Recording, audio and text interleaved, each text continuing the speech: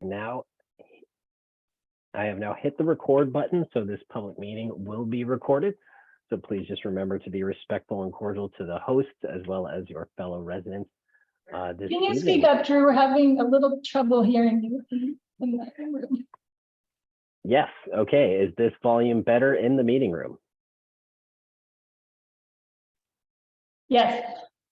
All right. I will try to remember to speak at this volume so everybody can hear me. I feel like I am shouting in my guest room, but that will have to do. So thank you all first and foremost for being here. As Julia touched upon, this is a neighborhood meeting for our East Avenue traffic calming project. And this is to provide a general project update and status of things and where the project is planning to head from here. So as Julia mentioned, we have a few new faces with you tonight. My name is Drew Gingras. I am with VHB and the project manager. I am joined by Jen Conley in person at the barn tonight, who is a technical advisor on this project.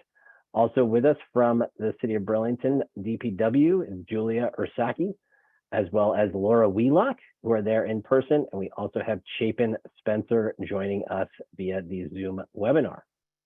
So again, thank you all for coming, and we will now get things underway. So just to briefly go over our plan for the evening, we will provide a quick project review and background, an explanation of the project to date, dating back to the original neighborhood traffic calming request.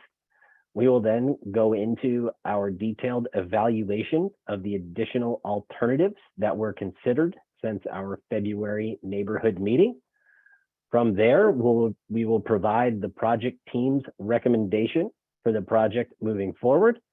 We will then have a discussion when we will open the floor to the public, both in person and virtually. Everyone will have an opportunity to speak. Again, we just request that you be respectful of others' time and thoughts, so everyone has an equal opportunity to share questions and or any concerns or opinions on the project.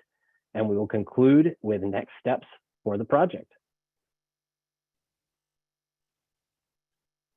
So just a bit of background. We are here to discuss traffic calming along East Avenue from Kerrigan/Catamount Drive north to Colchester Avenue. As the roadway currently exists, it is 35 feet from curb face to curb face, which includes a bike lane in the southbound direction, a travel lane in both the north and southbound direction, and resident parking along the east side of the road. There is also a green belt on the east side and the sidewalk, and the corridor includes 2 pedestrian crossings at Bilodeau Court and University Road. Generally speaking, the AADT, which is the daily traffic along the road, averages between 8,000 and 9,000 vehicles. And there was an original traffic calming request made for this corridor, which has prompted this project. To quickly go over the traffic calming program, which was published, revised and published in 2020 by the city. After receiving the traffic calming request, the city uses a data-driven approach looking at the conditions along the corridor. During this investigation for East Avenue, we found out that thresholds were met both for speeding considerations as well as crash data, including frequency and severity. So for those reasons, this has basically triggered the traffic calming planning and design effort for East Avenue. And on the screen, you'll see some data showing that the speeds in the southern section between University Road and Kerrigan and Catamount are at 33 miles per hour for what's called the 85th percentile speed. And the quick description of what that means is that is the speed at which 85% of the motorists traveling along the corridor are comfortable traveling at. And that is well in excess of the 25 mile per hour posted speed, which is the threshold for this roadway. So looking at that information as far as the crash frequency and speed is concerned, we need to address designing for a maximum speed of 25 miles per hour as is signed along the roadway. We also need to do what we can to reduce the frequency of crashes, and equally importantly is prevent crashes for vulnerable users being walkers and bikers along East Avenue. Additionally, the University Road intersection has a heavily used but under-designed pedestrian crossing that we would seek to improve. And we have also observed and heard from the neighborhood concerns over compliance at this stop-controlled intersection. So we want to seek to improve that compliance, and we want to do all this, of course, while being sensitive to the need for residential parking along this corridor.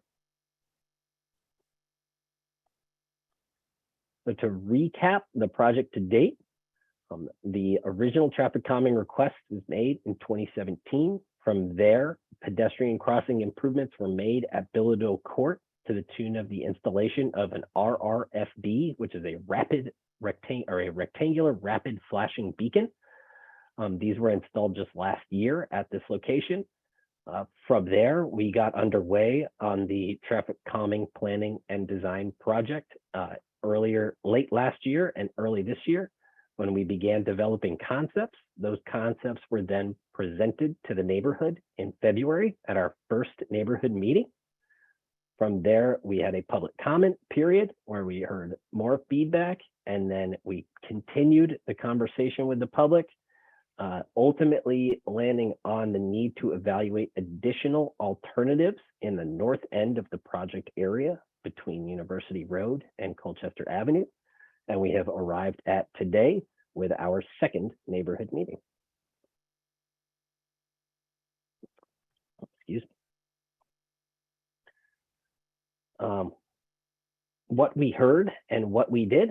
So we heard when we presented our original traffic calming concept, which is shown in summary on the right side of the screen here. It was generally favorable. We provided information that suggested that this concept would get us to where we needed to be in terms of speed reduction and safety improvement. However, there was vocalized concerns during our first neighborhood meeting over the reduction of 4 parking spaces in the northern block between University Road and Colchester Avenue. So from that first meeting, there were a number of follow-up meetings and discussions among the project team with DPW and the general public. And from those conversations emerged the need to evaluate additional alternatives in that northern block to arrive at a solution that we think worked for the corridor itself, as well as, of course, you all with us tonight, the community. So now we're going to talk through those additional alternatives that were evaluated north of University Road. Excuse me. So the first alternative that was evaluated was the potential for a speed hump or table in between University Road and Colchester Avenue. This came from the need and hope to address the concern over reduction in parking of 4 spaces. So the implementation of a speed bump was considered because it would not result in the loss of any parking. However, the traffic volume along this section of East Avenue was determined as too high as it pertains to Federal Highway Administration's guidance for the implementation of speed bumps or speed tables, as well as the classification of the roadway being an arterial and an emergency vehicle and hospital route. These things generally do not add up to a street that is appropriate for a speed hump or table in this location. Generally speaking, these are better on low volume roads and more appropriate for local or collector streets. The second alternative that was considered was a hardened and or raised narrow median center line. And this is a sample typical section of what that would look like. So this would narrow the travel lanes, but it would not horizontally deflect traffic as the median and chicane concept does, which is where a lot of that speed reduction comes from, because it forces motorists to change their behavior as they're traveling along an otherwise straight line corridor. So one of the concerns with this alternative was it doesn't have a clear or studied impact on traffic speed. So we can't conclude for sure that it would get us to our goal design speed of 25 miles per hour. Additionally, there were concerns over maintenance and constructability given the narrowness of the median, as well as durability. And the treatment would also not be continuous given the number of residential driveways on the east side of the road, which would in turn likely diminish the impact that it would have on traffic speeds. The third additional alternative that was evaluated was implementing a barrier for the existing southbound bike lane, as well as widening it primarily for maintenance purposes. The benefits of this alternative are similarly the lane narrowing, as well as the improvement for bicyclist safety in that southbound direction. However, it comes with a similar unknown impact on traffic speeds and significant maintenance concerns over removing snow, particularly given the need for a 13-foot width for a plow with a blade, a plow blade with the wing down, deployed for plowing. There would be concern over striking these bollards and making sure that we were able to clear the travel lanes and the bike lanes without damaging the infrastructure and requiring frequent maintenance and repair of those bollards. That was our findings of that alternative evaluation.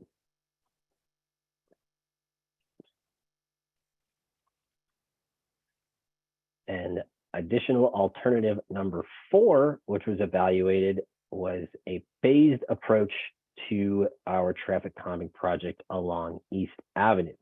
What this alternative would ultimately look like would be to phase the project from Kerrigan Catamount to University Road, and then from University Road to Colchester Avenue.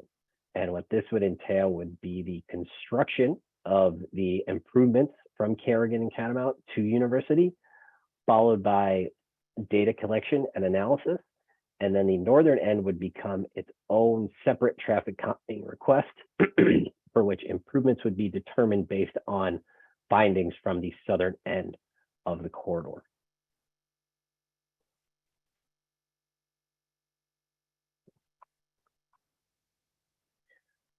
So after our lengthy discussions and evaluations of a number of additional alternatives for the one block northern section, the project team came to this recommendation that the fourth additional alternative evaluated, being the phased approach, is the recommended path forward.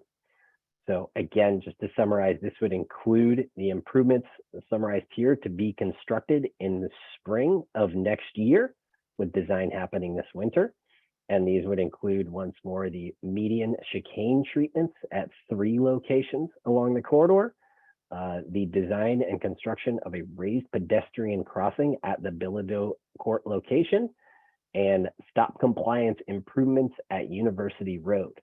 Once these are collected in the spring, we would then once these are constructed in the spring, we would then collect data of the traffic in terms of speeds, crash frequency, and assess that data once we have that in hand. And from that, we would seek to determine improvements for the north end based on what we discovered from the south end. Another benefit of this alternative is that we would anticipate improvements to traffic behavior north of University Road based on the fact that we've essentially would change the entire dynamic of the corridor. So we would be curious to see if what we could do in the north end and what would be necessary based on what we discover from the improvements in the south end.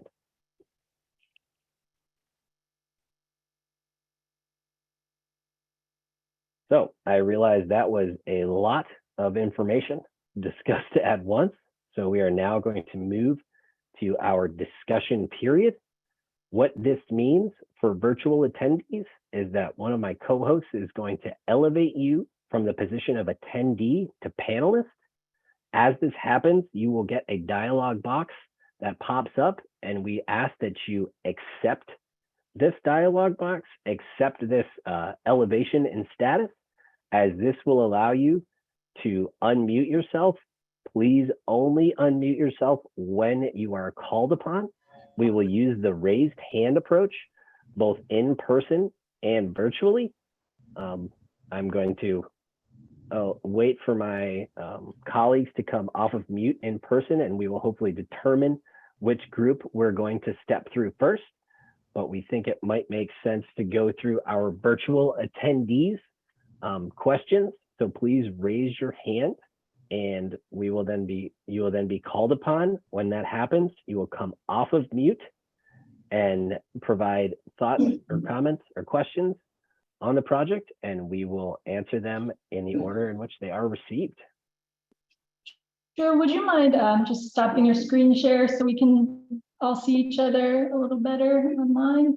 I can do that. I've just stopped the share, so hopefully everybody has the group view here. Looks good. So do we have any raised hands in the chat? I don't see any. Oh, I see a couple popping up. The speed bumps are out because of the violence, that I can understand. yes, exactly. So violent, yes, speed bumps. Yep. So for the folks on, thank you. For the folks online, the comment was that just clarifying that speed humps were kind of excluded from moving forward because of the traffic volumes. Go ahead. Yes. Well, first off, I just want to say that as someone that lives in the north end of the street, and is very concerned about the elimination of 4 parking spaces, predominantly because I think this is one of the older sections of the street where some of the houses really don't have adequate driveways even. It seems that you heard us, and I'm thankful that you heard us. And I understand that it's a phase in, and really what we're talking about is delaying what methods would be used in the north end. I understand that. But one thing that I did want to understand, because I totally agree, but I'm not quite sure how we get there, is the stop sign compliance at University Road. You referenced it several times.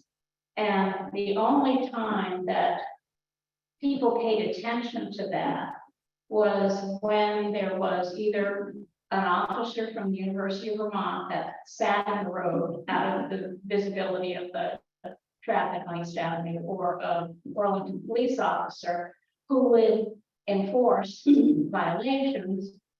And then somehow or other that would get disseminated and people would behave for a while, but then they'd go back and there would have to be another enforcement presence. So I'm interested in how you're going to do that. And one of the things that I just want to make sure, I know for you, Julia, you're relatively new, but others have been here for a while, is that, as you mentioned, this roadway accommodates ambulances. And so I'm concerned that any modification on anywhere on the street, whether it's south or north, would allow cars to pull over safely to allow an ambulance to pass. I just really want to make sure that that happens. And the other thing is that there's a substation for Burlington Electric that is off of University Road. And there are occasions where this massive truck comes in with some replacement equipment. They do it in the middle of the night, but I'm well aware, I live pretty close to that intersection. And I don't know how you deal with a big vehicle navigating a turn and the turning radius required. So I have those kinds of thoughts that are, some of them are generic for the entire street and some specific for my section. Sure. But I'm very much appreciative of the fact that I feel heard And that's important. Thank you. I'm happy to hear that. I'm just going to repeat so we make sure we can recap for the folks online. We're asking what the stop sign compliance measures that we're proposing to get people to actually stop at that stop sign. Making sure there's space for cars to pull over when ambulances go through. And then also just making sure the trucks coming out of the BED substation have enough space to maneuver that intersection.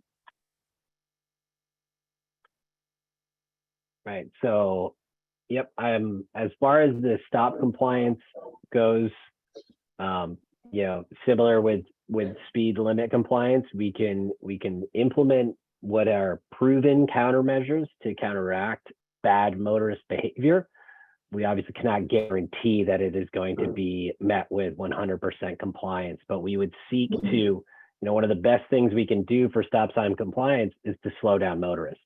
If motorists are traveling at a slower speed, they are more likely to take in what is around them, and they are more likely to respond to those traffic control devices like stop signs. So we would think that the traffic calming improvements installed south of University Road would in and of themselves be an improvement for stop compliance.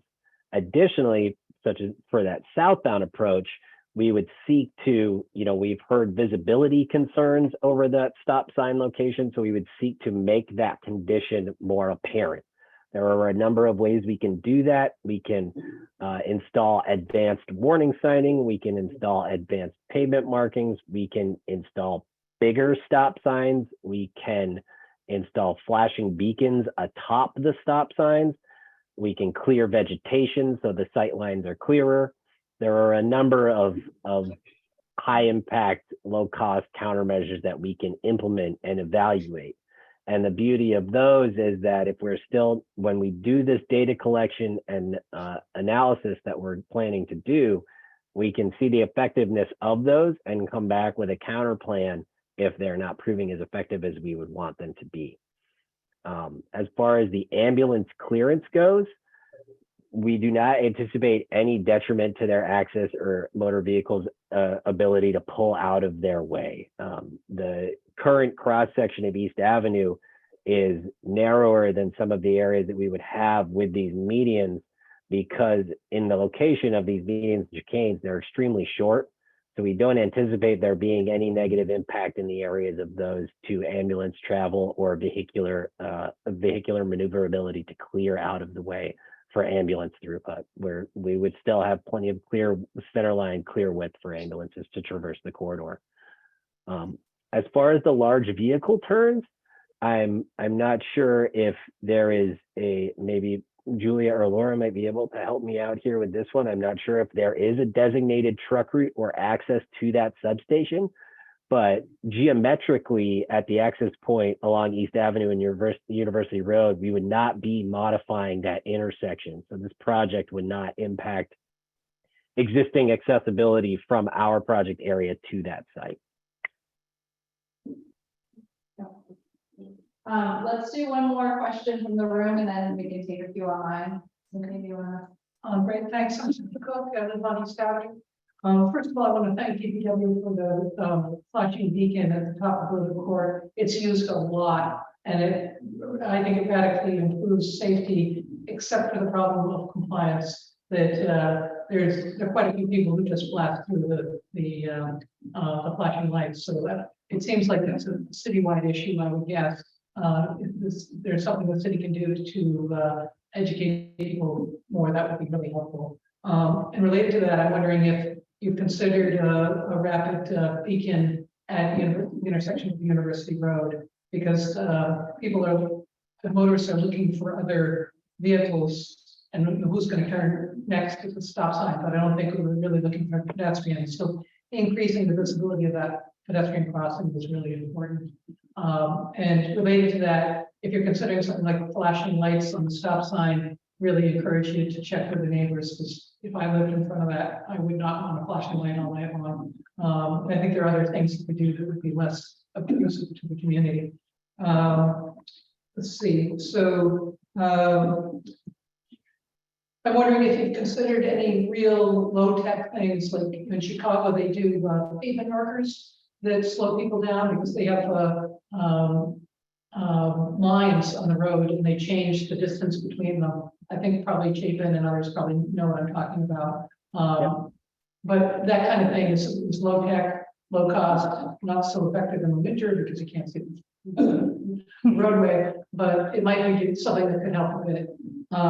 And finally, let's see, I just want to raise the prospect of a northbound bike lane and ensuring that we don't preclude that with whatever we do here. More and more bikes are running on the sidewalk and they're not paying attention to pedestrians. It's a real safety issue. And it's going to become more so. It's an issue now. Students are just coming back. There are a lot of pedestrian bicyclist conflicts, and then I can also see driveway bicyclist conflicts. It would be great to somehow squeeze in a bike lane either now or in the future. And I hate to be here 5 years from now and say, well, we can't do a northbound bike lane because of the shootings. So, and sorry, one last thing is, if you have any kind of image of what these chicanes actually look like, I think they're like curb height, but I'm not sure. Do you have pictures through or something so we can visualize it a little bit more? Yeah, we can work on bringing something up. Great. Were you able to hear Cindy clearly? You can't hear you. Drew, you're. Even back here. So I'll just quickly recap what Cindy mentioned. She mentioned potentially needing some education for people driving around Burlington about stop sign compliance. She also meant, the RFB yeah. compliance. She also mentioned that flashing lights on the stop sign may be a little annoying for people who live nearby. So there may be some other options that we should consider instead of the lights. And then she mentioned that we don't want to preclude a northbound bike lane by installing the median chicanes here. Yep. The one other point I heard was the consideration of rumble strips for a low cost, low tech alternative. So I'm happy to It speak. wasn't, sorry, Drew, I forgot about that one.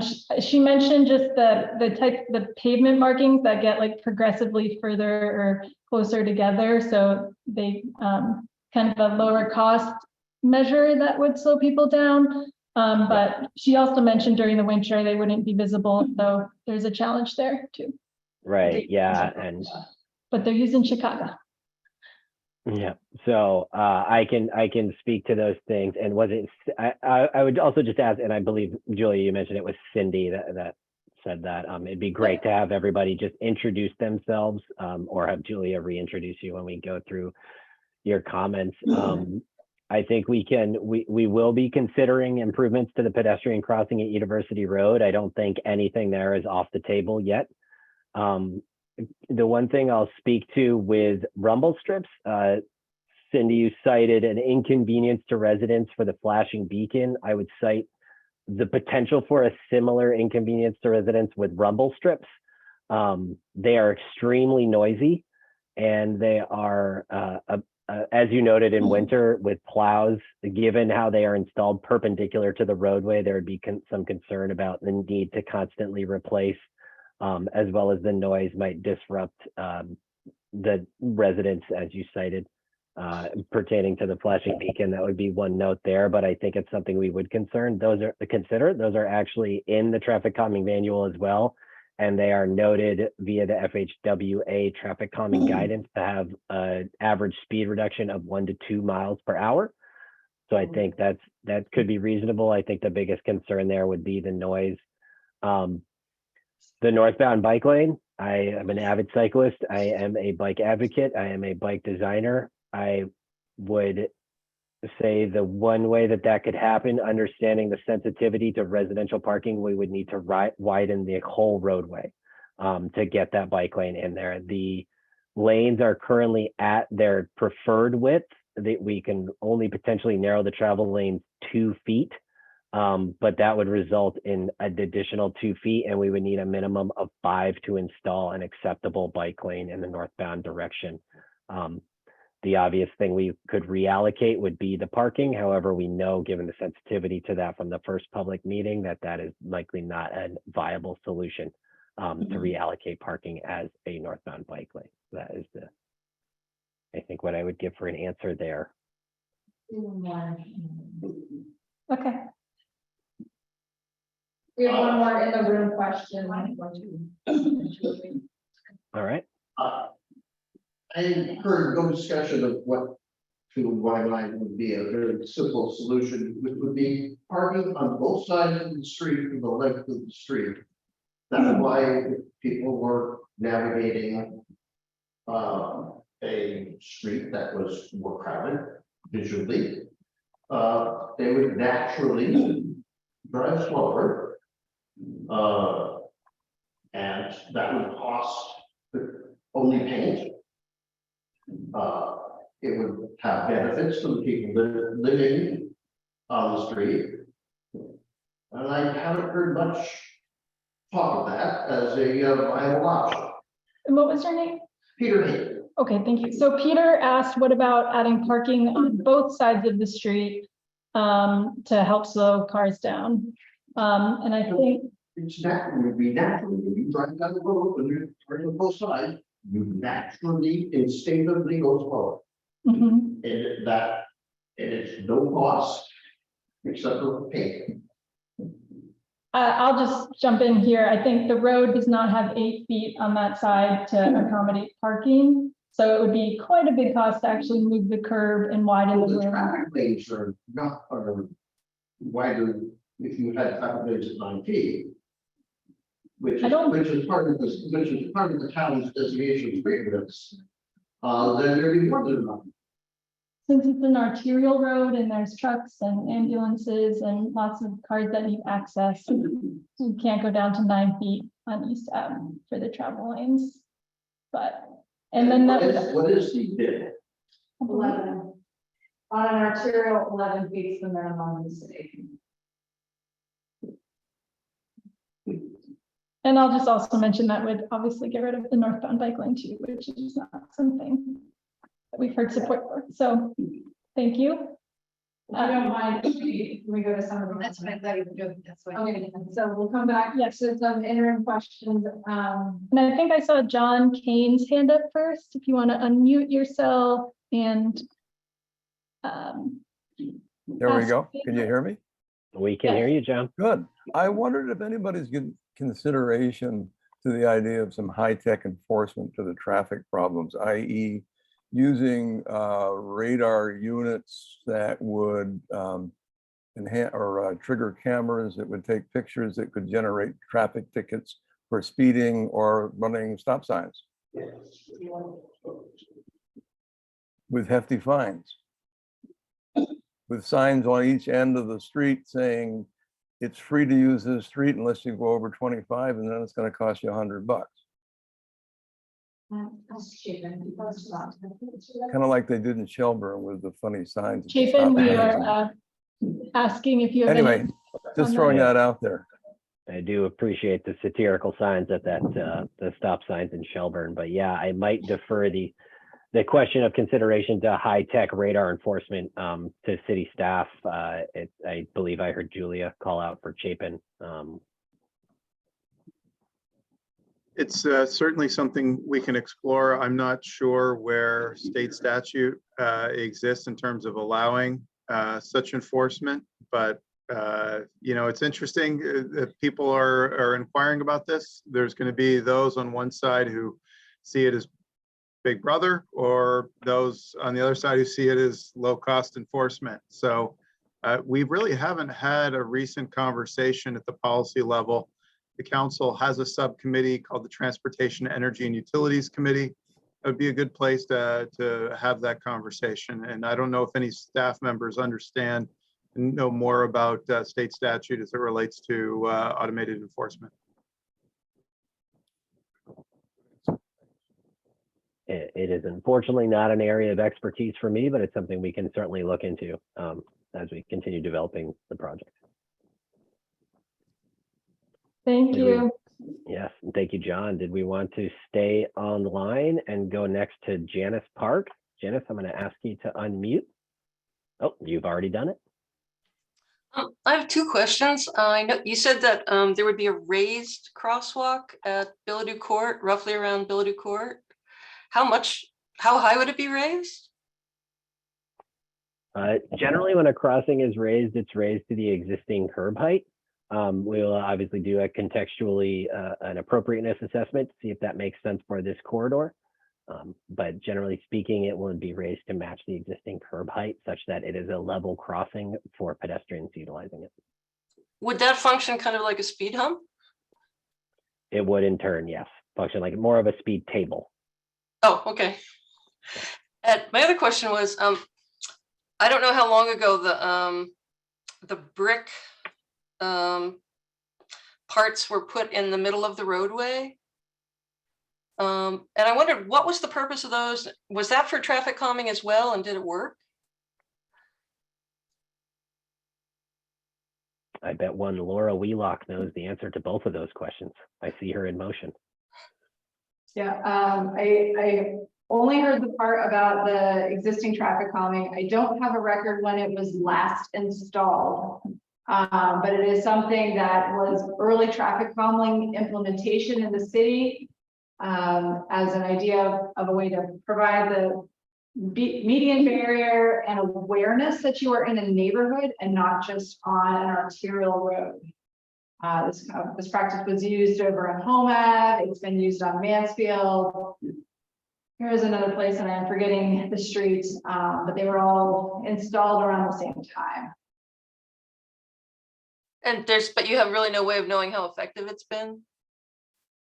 That is, I don't know that there was data collection done pre or post that effort. It was labeled more as a neighborhood enhancement than okay. Actual traffic calming measures. Okay, thank you. Yeah, thank you, Janet. Should we go to Matt next? And Matt, please feel free to come off mute. Oh, Matt has provided a comment. I will, oh, it is lengthy. I will read it. Matt wanted to echo Sharon's comments of thanks for the city for hearing the input from some of us living on the street that would be impacted by the reduction in parking in the northern end. He would also echo concern about the stop sign and pedestrian crossing at University Road. He constantly sees and hears that vehicles blowing through the stop sign at full speed or well over the speed limit, especially at night when traffic is reduced. He does believe that tying in the walking path on the UVM campus to the actual crosswalk would also be advantageous as it stands now. People start walking out into the street before the crosswalk, especially in the winter. Thank you, Matt, for your thoughts and comments. Shall we go to, I see Susan with her hand up next, and she has unmuted. Hello, Susan. Hi everyone. My name is Susan Ames. I live on Billadu Parkway, which is just a dead end portion of Billadu Court. I grew up on the street back in the 60s and have been away and back. So I've seen traffic really exponentially go up on East Ave over the decades. My question is more about Kerrigan Drive. The biggest annoyance for me is trying to get to work in the morning going south on East Avenue and having one or two, maybe three cars going south get through on East Ave and having so many more cars up to a minute or more, depending on how many people cars are hitting the pavement sensor. So I find that there's a lot of trouble created there with that. I'm wondering if the 8,900 cars that come down East Avenue, if the Kerrigan Drive going on to the southbound part of East Ave is part of that number as well. I'd love for there to be a way to siphon some of the traffic up at UVM and the hospital when they're changing shifts to go onto Main Street on that one road that comes in toward the water tower. And I don't know if there's any possibility with that. Thank you. All right, thank you for your comment, Susan. I think that's treading into a slightly different project area and focusing more on traffic diversion. I'm not sure that this project will necessarily address that. I don't know if Laura, Julie, or Chapin have any additional thoughts to share, but What about the 8,900 number that you quoted? Is that traffic part of the East Avenue traffic daily or not? that is the annual average daily traffic for East Avenue, and that's the summation of both directions of travel. And that represents a pretty even split in both the north and southbound direction. So that traffic count is from a counter location just north of Kerrigan Drive. So it is along it's exclusively along East Avenue and does not have to do with traffic traveling east-west along Kerrigan and Catamount. Hopefully that answers that question.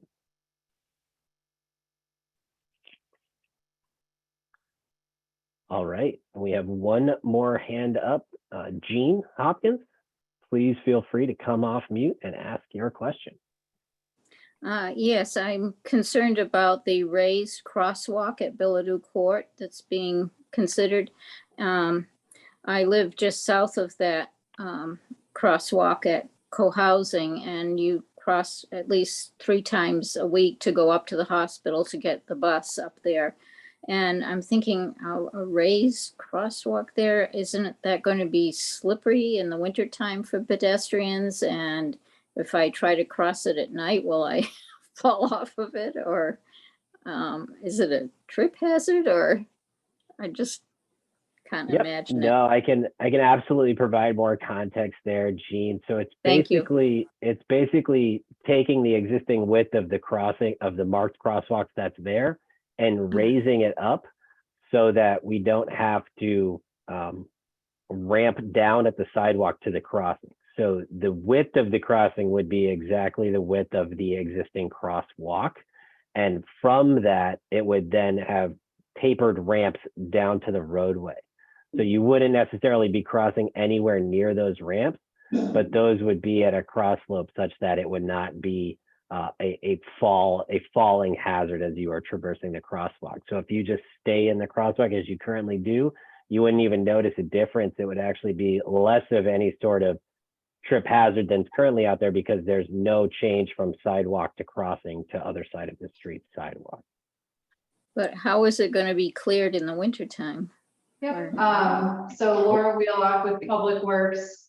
There are examples of this crosswalk installed recently with the Mansfield Ave project and the side path completion with that project. So you're able to kind of see how wide this crosswalk is, the taper for how it will come down to the road to understand the feel of that. It is plowed like a normal speed hump, so it will be cleared both the surface approaching it as well as the top surface. It gets cleared with the roadway. Okay. I don't need to bring a sand bucket with me then when I cross. You should not, but if you do have not, any no. maintenance concerns, the city's C-Click Fix is generally pretty good about responding to icy conditions during the winter. Vigilante maintenance is never a bad thing, though, if you ever feel it. But no, it will, as Laura said, it will be able to be cleared with a roadway plow, just like the existing crosswalk would be. We had a late hand come up from Todd here. I guess before we go to Todd, is there any other questions in the room, or should we proceed with more from the road? Yeah. We do? Okay, why don't we go back there, and then Todd, I see you right there. We'll be sure to come right back to you. Yes. I'm Jennifer Caskey. I live on East Avenue. East Village Drive, right off East Avenue. And I guess shame on me for not coming to the first meeting, but I find this is a public meeting presentation, what I'm having a hard time hearing. There's a small map on screen and I don't have a handout. And I feel like I'm at a real disadvantage for missing the first meeting and trying to comment on something that I really don't know what I'm commenting on. But that being said, I am really concerned about the university stop sign. I'm not sure if that's for pedestrians or for cars, because if you're walking down trying to cross from the UVM side, there's no sidewalk, and so you have to walk on the road. You play chicken with cars. They don't know if you're trying to cross or what you're doing, and somehow it's not lined up right, or maybe it's my car, but I almost hit someone. And I was stopped, but where he was standing was in a blocked vision of my car, and I knew he hit someone. And I looked, but I couldn't see him. So there's something wrong with that intersection if it's supposed to be for pedestrians. And maybe it isn't, maybe it's just for cars, but it doesn't work. Thanks. So And the other thing is, we can hear from you asked about the chicane and what it actually. So I don't know if a picture of chicanes are still in the works, but just to recap what Jen just brought up, the crosswalk at University Road has some sight distance issues. She's also mentioned how there's no sidewalk on the west side, thank you. And that there's sight distance issues. So when there's a person waiting to cross or crossing, even when you're stopped in your car, it's hard to see that person. And will that be addressed in this project?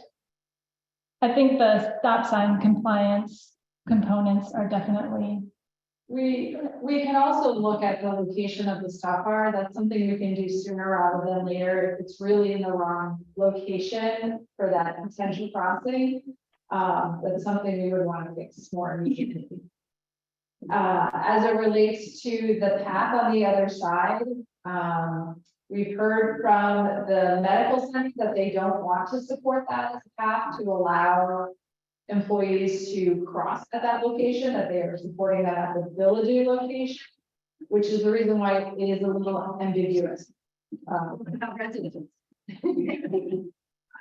I understand, yeah. We live there.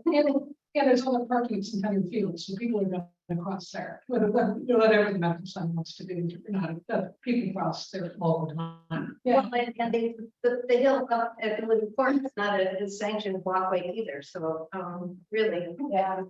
No, this is helpful feedback. You know, we've heard from the medical center side when they engaged the city about the sound wall and their choice of paths and how they were kind of disconnecting some certain parts. So I also know that there is the garden still right on the other side. Yes. So and then there I go to it. If there's the local reason, we can look at that. And that's why we have these meetings, to hear that. It's great. Thank you.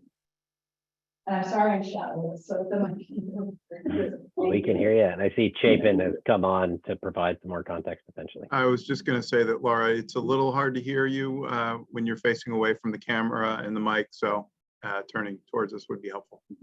Okay, thank you. Yep. And yeah, to add further context to what Laura shared, we did receive a memo, an MOU, a memorandum of understanding from the medical center when we got the project underway, and we got this feedback. This is not the first time we've heard this, Jennifer, and the memorandum of understanding basically rules out the potential for that path because it is, I would have to relook it up and confirm, and I actually see Ashley Bond is on this call and her hand is up, so she might be able to provide more context here as well.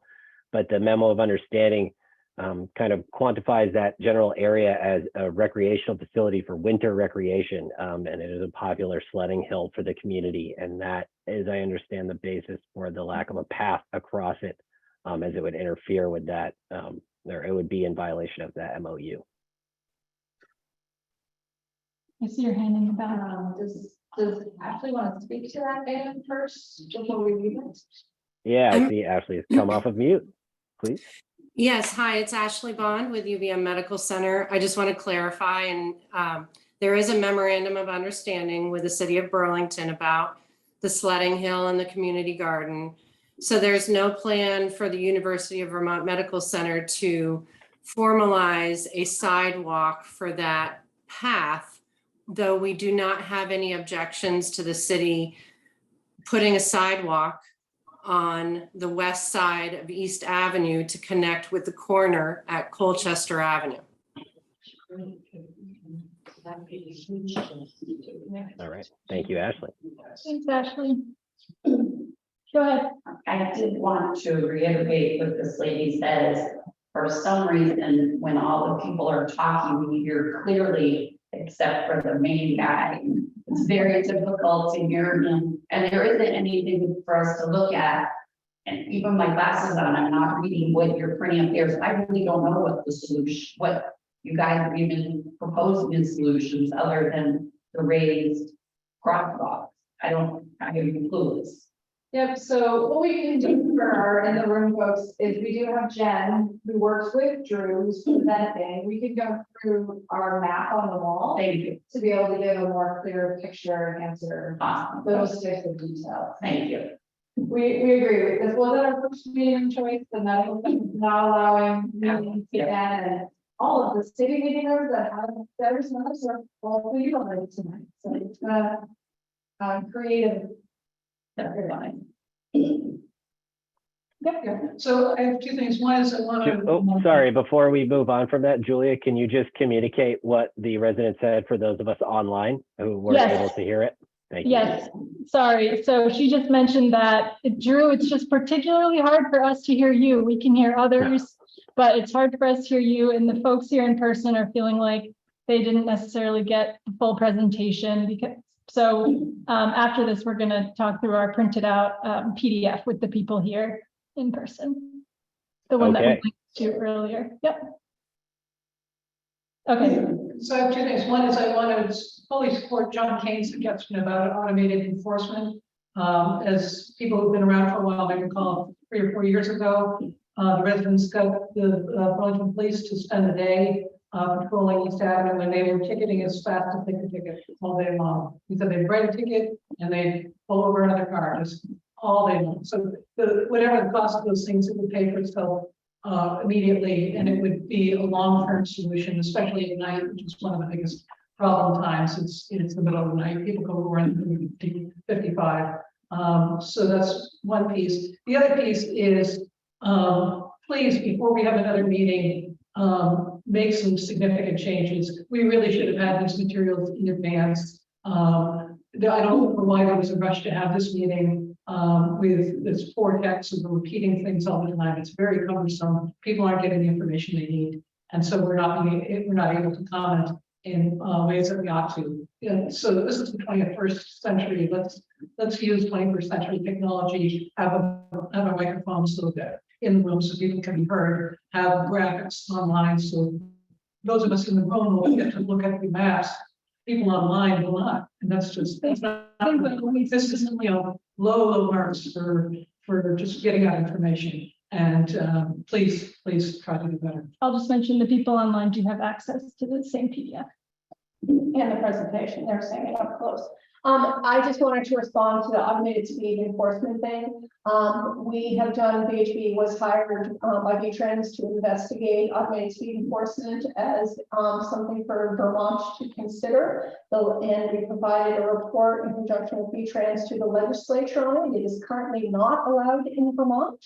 And it is not something that right now the legislature, they had hearings on it, but it was more for automated speed warning system that they would issue warnings or would provide speed feedback. But as of right now, because of concerns about privacy, automated speed enforcement is not something that is allowed in Vermont. So I just wanted everyone to know that. Thanks, Jen. And we're going to go to Todd, who let us know his phone might die soon and really wants a chance to speak. So Todd, feel free to unmute yourself and ask away. We can't. Todd, we quite cannot hear hear you, and you do not appear to be muted.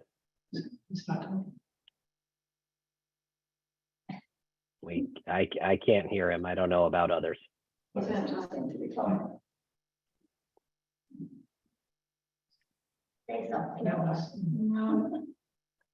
Todd, I'm sorry we don't have volume on you. Oh, it says you're connecting to audio now.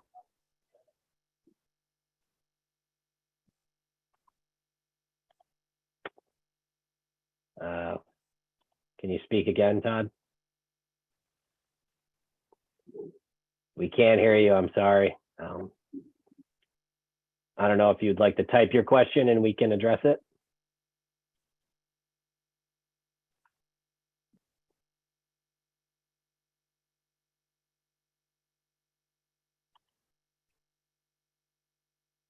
No. No.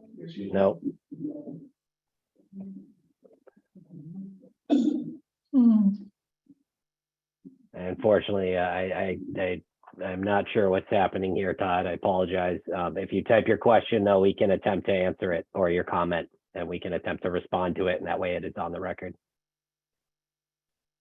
Okay. Now I see an X on connected to audio. Go to the next. Yeah, I think with that, I see Peg Boyle Single with their hand raised. It's actually her husband, Oh. Rich. Hello, Rich. Hello. So I had a question and then a comment. First was I thought that was good news that we heard from Ashley about the willingness to do some sort of even if it's a very short section of sidewalk that would encourage people walking to come over fully to the crosswalk at University, because that I've seen a lot of close calls at that spot, and the area right there was better. It accommodated people making it to the proper. This is people leaving the hospital and coming back to the parking lot. It accommodated people getting across there in a safe way much better prior to the work that was done. That I think they put in some new pipes, drainage pipes, and when those were done, the ground was left a little less. It was a little hillier and a little rougher, and so people, made a path that was easier to take a shortcut. And then someone mentioned walk along the road a little bit, and that has been just a little bit more dangerous. And it also becomes dangerous for bicyclists coming up, because the people walking are not thinking about a bicyclist coming up behind them in addition to the car. And I've seen that when you've got all three coming in there, it gets a little bit hairy. So that's an accident waiting to happen in that spot. My question is about the raised crosswalk. I don't understand how that provides any safety. I don't see what the benefit is of the raised crosswalk. Is it greater visibility somehow that a person has by standing a couple of inches taller? Or, I don't get it. Okay. Thank you for your comments, Rich, on the University Road crossing. As far as the raised crossing, it would function as a speed table. So it would slow motorists. You would basically, for all intents and purposes, not be able to traverse a raised crossing at 33 miles per hour, which is the 85th percentile speed along the corridor. So it functions not only as a pedestrian safety improvement, because as you noted, it improves visibility, but it slows vehicles on the approach to the crossing and over the pedestrian crossing. But if there's a pedestrian walking across there, that it's sort of too late. If someone is moving too fast, it seems like having the speed bump before the car gets to the crossing would slow them down. I would have a greater comfort level with the slowing down if it happened prior to where I'm standing than if it happened 2 feet from where I'm standing. Correct, and that is why I cross that 2 to 4 times a day. Okay, yeah. So on both sides of the raised crossing, our preferred and recommended alternative is to also implement chicanes and medians, which will deflect traffic horizontally and slow vehicles in advance of the crossing in both directions. So those elements combined with the raised crossing, we are basically accomplishing slowing vehicles on both approaches to the crossing and at the crossing. So we would inherently be accomplishing what, A chicane better than, yeah. sorry? I need to understand a chicane better. I had I to see. step out for a moment. We had someone come to the door and I may have missed the chicane description, so. I can provide a brief explanation. We don't have a graphic in our current presentation, but what a chicane basically does is it does not allow a motorist to continue to travel in a straight line, thus causing them to deflect horizontally and slow their speeds to do so. So it's a common treatment used in similar urban environments to slow vehicles. The Federal Highway Administration has studied medians and chicanes, and they've shown that they have an average speed reduction of at least 6 miles per hour, which gets us darn near to the goal speed of 25 from the reduction of 33. So it's anywhere from 6 to 9 miles per hour is the average speed reduction with a chicane. And what it basically would result in is a concrete median along East Ave, and then just north or south of that median, a similar raised concrete element coming off of the bike lane, which would deflect a motorist such that they would have to basically zig and zag through this location, subsequently traveling at the goal design speed of 25 miles per hour for East Avenue. Okay, and that's doesn't add additional danger to the bike lane? No, in fact, in parts, it would provide hardened protection for the bike lane. Okay, The bike lane would not change alignment. okay. Thank you. Could I just clarify, Rich, when I made a comment about that sidewalk, I didn't say that the UVM Medical Center had a plan to install a sidewalk along the west side of East Avenue. I stated that we would not object to the city installing a sidewalk on the west side of East Avenue. I just wanted to clarify that. Thank you.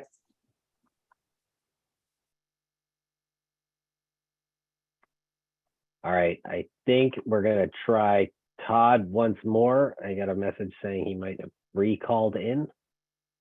Todd, did you want to try and speak again?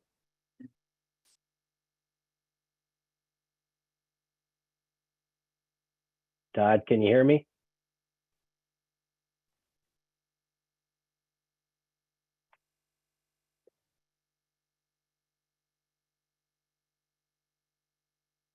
Oh, unfortunately, I'm not sure. I am not hearing anything. I don't know if you are in person.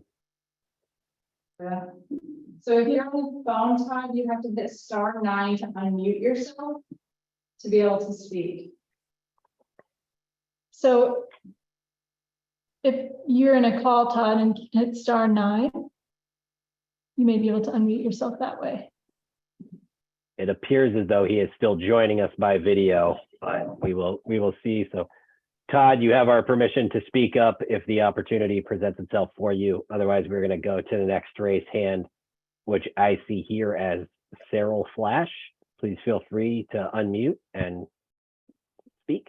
Yeah, thank you. Just a very quick comment. I think many of you will know that I've been a huge fan of this project, having participated in the initial survey in 2017 of May to collect the data that 100% of the people that I knocked on East Avenue, I went to every single residence, that they all expressed interest in traffic calming. At any rate, I'm just here again to express my sincere appreciation for VHB and the city for getting this together. In particular, been impressed with the professionalism of VHB and certainly the help of the city as well. I'm not trying to take away from the frustration of especially the participants at Szymanska Park, not being able to see things or hear things. And I just want to say right on, carry on the good work is mostly what I'm here to say. Thank you. Thank you, Daryl. Do we have any other questions or comments in the room?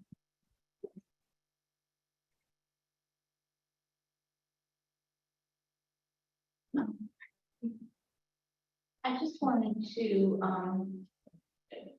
do you want me to speak or you're doing something? I can No, wait. go ahead. I'm just trying to get Todd another. I really wish Todd could speak. I just wanted to say that the crossing at University Road, the stop sign was put in to slow traffic. It was a traffic calming, but it was also to help the pedestrians cross.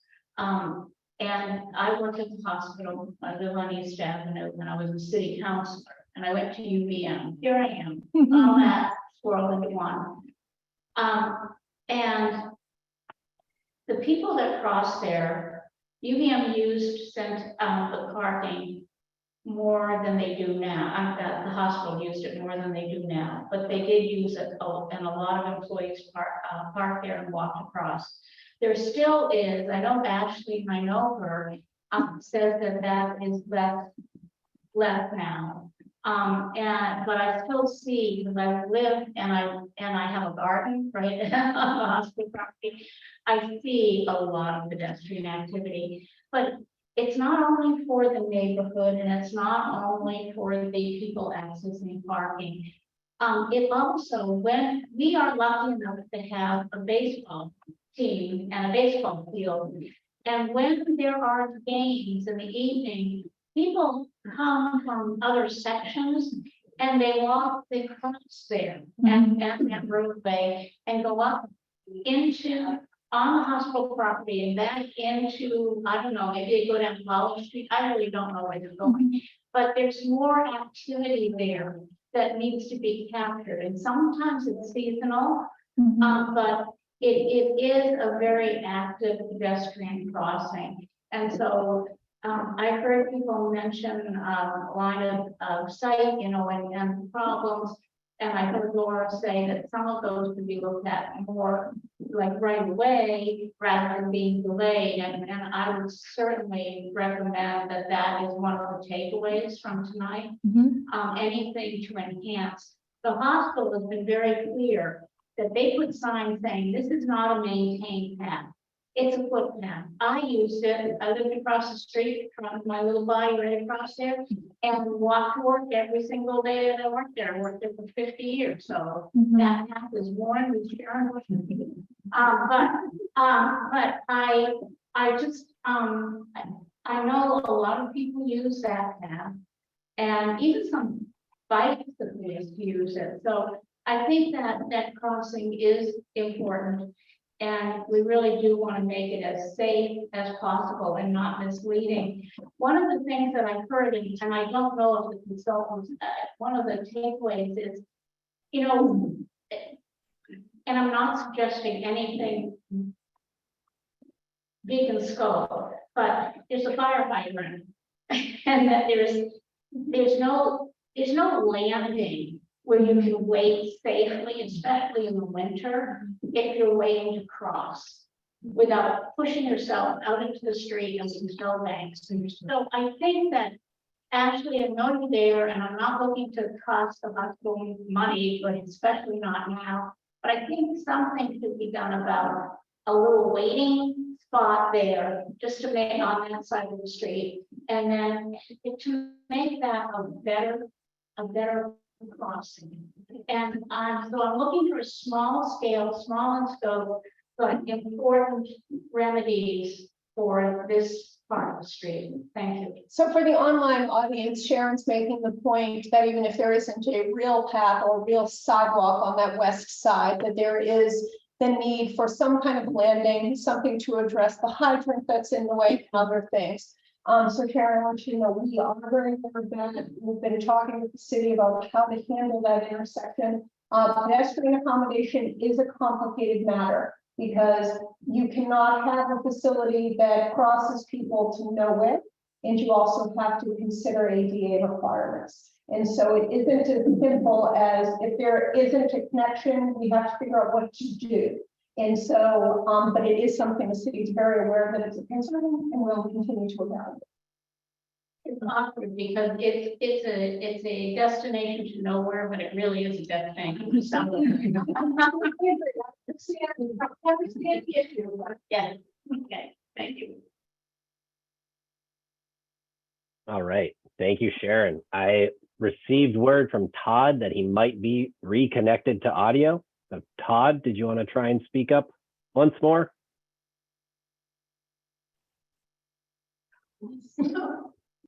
Can you hear me? Can you guys hear me? We can. The crowd goes wild. Oh, this is unbelievable. Oh, Todd, you are now on mute. Can you guys hear me? Yep. Oh, this is unbelievable. Okay, so hopefully, can you hear me? Yes. Okay, I've got a few minutes before the phone dies. I'm in between periods down here in Waterbury for my son's hockey game. We live right in the main area where this is going to impact us. And first, I want to say thank you so much for taking the time to listen to all of us and phasing in the project, okay? That is huge to me. I logged on. When I heard that, I was like, hallelujah, they're going to phase it in, because 4 spots might not sound like a lot to some people, because most of the participants in the meeting tonight live on little side streets with off-street parking, and they have this and that. And that's not the case. Where we live in that north section, the couple of residents, 4 spots, it changes our entire life. That's going to mean we battle every single day for parking. I have small children, not so small anymore. I have neighbors who have difficulty walking in the winter, carrying groceries. We're surrounded on all sides by tenant housing where they were designed for single families with one driveway, but they have 5 or 6 cars each. And the loss of 4 spots, I know to some people might be like, whatever, 4 spots. That is life-changing for some of us who have been battling for parking in the Centennial neighborhood with the Lake Monsters and the hospital and Trinity campus for years. And what I really want to say is that when you do the traffic study, the results are going to be that traffic does slow down. Why? Because there's going to be a ton of traffic, and not necessarily because of the traffic calming, just because the traffic is going to be so backed up on East Ave. There's days when we can barely get our kids to school on time because we can't even get out of our driveways or out of our parking spots because nobody will let us out. And losing those 4 spots and adding more traffic measures to East Ave is a good thing, not losing the spots, but adding the traffic measures. But ultimately, I hope that when you do the study, it's not just data driven and said, hey, look it, the chicanes worked. Traffic is at an all-time slow on East Ave. I hope you reach out to us in the houses that live there on East Ave and get real world lived experience and use that along with the data. Because yes, data pushes everything. Data drives results, right? But really, I hope that you reach out and knock on the doors of the individuals that live on East Ave. And not to discredit any of the opinions of those that live on these side streets, but we're on the front lines there. We're the ones that don't have off-street parking.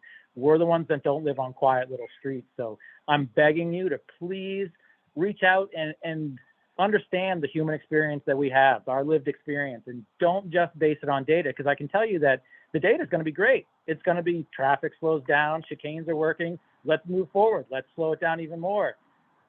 It's a double-edged sword, right? The data is going to tell you that the measures are working, but that data is not going to show what it means for my neighbors that have a hard time getting to and from their car in the winter with groceries, or me and my kids trying to get to school. That's the lived experience that can't be captured by data. So that's really the message I want, is that, I love the collaboration the city is doing, but please reach out to us and just knock on our door and have a conversation with us before we just move forward with anything based on just data. Does that make sense? Yes, this is Chapin. We do hear you, and that's a large reason why we phased the northern section. The redevelopment or potential redevelopment of the Trinity campus or the UVMMC corner property, the construction of the sidewalk, there's things that need additional time to work through, and we will continue to work through those with the neighborhood as we move forward. And I love it, and at the end of the day, these projects are going to happen. Trinity is going to happen. East Ave calming is going to happen. Oh, Todd, you just might have accidentally muted yourself. We heard Trinity is going to happen. Yeah, I mean, these projects are going to eventually happen, right? But as long as we can do them collaboratively together with residents in the city, I think the outcome will be generally positive, right? Do I want people slowing down on East Ave because I have small children? Well, like I said, a little bit bigger now, and dogs, and we like it to be quiet. Absolutely, I want traffic to slow down on East Ave, but it's got to be done in a way where we all benefit, right? I think there's a tendency to hear a small vocal minority at the expense of others that maybe not be as vocal. And I just worry that sometimes, you know, some of the smaller voices get lost in the mix of trying to do what's best for the city, if that makes sense. Yep. To echo Chapin's words, Todd, and just to make sure you feel heard, the reason this meeting is happening is because the city has heard and responded and worked with us to evaluate a number of additional alternatives that were not even originally under consideration. So I think, you know, as a consultant to the city and just a general observer and practitioner, I think you can rest assured that the city has absolutely heard your voices and are seeking to accommodate the needs of that northern section with this phased approach. As we said, that is our recommendation. And so the data is going forward, and I hope it's the residents can see that the city is not going to bypass voices, and the whole purpose of this meeting and the follow-up data collection and analysis is to ensure collaboration with its community members. And that's great. Again, I really love the collaboration, because I think what people forget is that on that northern section, from the stop sign where you turn down the Lake Monsters and the Colchester Ave intersection, I'm telling you, there's mornings where there's drivers that won't give us a second to get out of our driveway because that just gets so congested right there. And then if we, you know, it's kind of like we're the tip of the spear, right? Like we're right there at that intersection. And there's days when I can't believe that nobody's nice enough to let us out to get in. And I'm thinking to myself, oh boy, once the traffic calming measures come in and that traffic backs up even more, my kids are going to have to go remote, even though school's in session, you know? Yes, I always say we are the worst versions of ourselves when we get behind the wheel of a motor vehicle. But So hopefully slower speeds will actually improve, you know, yield compliance to people exiting their driveways. I wouldn't say it will get worse. It might even get better. But with that, thank you, Todd. We're going to move on to John Kane, who also has his hand raised.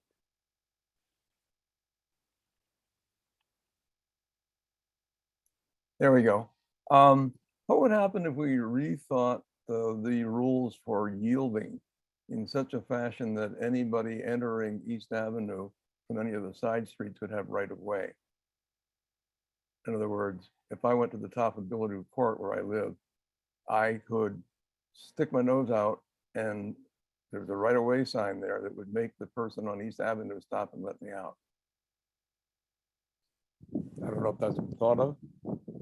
Todd's comments made me think of that, getting difficulty getting out of the driveway. I'm sorry, John, I had a little audio feedback there. Can you repeat your question? Yep. True. I heard his question and I can paraphrase in the answer. John asked if there was a way that we can modify the control at the side streets along East Ave so that it's actually East Ave that yields to the side street traffic. Now there is almost a form of that at an all-way stop. If the city were to consider something like that, it would require additional study. And the reason it would likely not be recommended is because East Ave is an arterial and it is functionally classified to move vehicles, whereas the streets off of East Ave are more likely local and residential in nature. In the hierarchy of how the city and the state defines their roadways, that would not be something that would make sense. That, you know, this is a road that handles truck traffic and ambulance traffic and through vehicles. So that hierarchy, I like how you're thinking outside the box. It's an interesting idea, but it would not be likely something that the city would pursue for that reason. The purpose of the street is to move traffic, and on the residential then tends to yield to the arterial.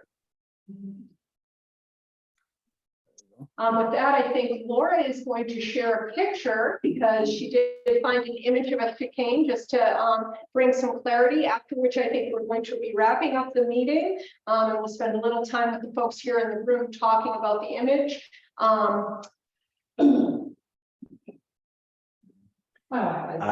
I will note, Laura, that Rich actually had to leave, who originally shared concern over what a chicane is, but we'll make sure. I think this is helpful for the folks in this room though as well.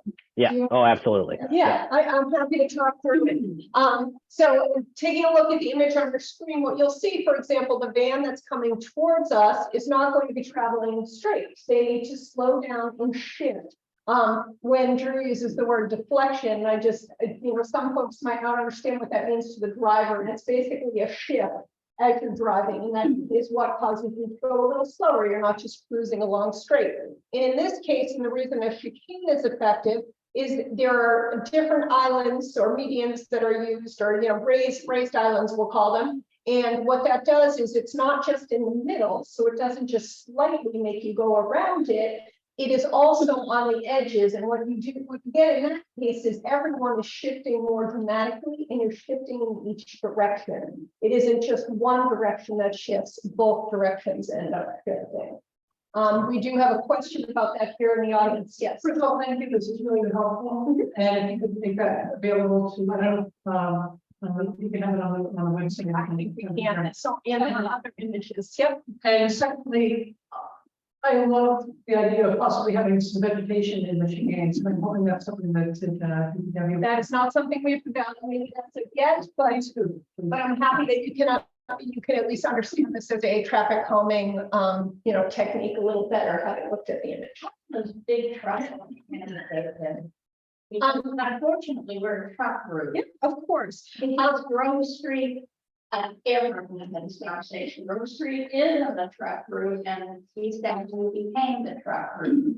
And so I'm thinking of the larger trucks that, I'm not talking about the substation, I'm just talking about the regular. Yes. The design standards, the shifting that is done here is so that a truck is able to maneuver it, again, at slower speeds. And that is the whole point, that we want all of the traffic, instead of cruising along at 35, we want them cruising along at 25. At 25 miles an hour, trucks are able to make these maneuvers. Okay. Can you just point out, this would be like looking north towards Trinity, but instead of the chicane on the left of the bump out. Yes, so park all along this edge to the right-hand side. You still have the bike lane on the left-hand side coming towards you. So you can see the median island that has the large tree, and then the distance kind of next to where the van is one of these side edge islands. So what you're saying is that there'd still be parking on East Avenue, take away the parking spaces? Oh, it takes away some parking spaces right in the vicinity of the development. But I can share with exactly where, when we look at the traffic in a little detail. And so with that, we are going to wrap up the meeting. We really appreciate everyone who participated in person and online. We are going to continue. I think Drew has the slide. If Drew wants to go back about contacting us, in that comment will continue to be received. Drew? Yep. All right. Yeah. So just to wrap up, we're going to quickly just reveal our next steps. So there will be a public comment period. The contact information will be shown on the next slide, but we are planning to pilot one of these installations next month. So I'm sure there will be outreach and awareness around that potential installation. It will be done likely with traffic barrels and cones. From there, that'll be used to investigate behavior and get a feel for what the roadway will look like. So please, we'll be sure to alert the public of that. And from there, we will advance the engineering design of the south end improvements. As we previously mentioned, spring 2023 construction. And then from there, we will collect and analyze the speed and crash data along the corridor after the improvement. So once more, please don't be shy. Please share your thoughts with Julia or myself. Our contact information is on the screen. And once more, thank you to all of our virtual attendees as well as our in-person attendees at the park. Thank you for your great feedback. And with that, I'm going to end the Zoom webinar here, and I hope everybody has a great evening. Thank you all. Thank you all. You have a good night.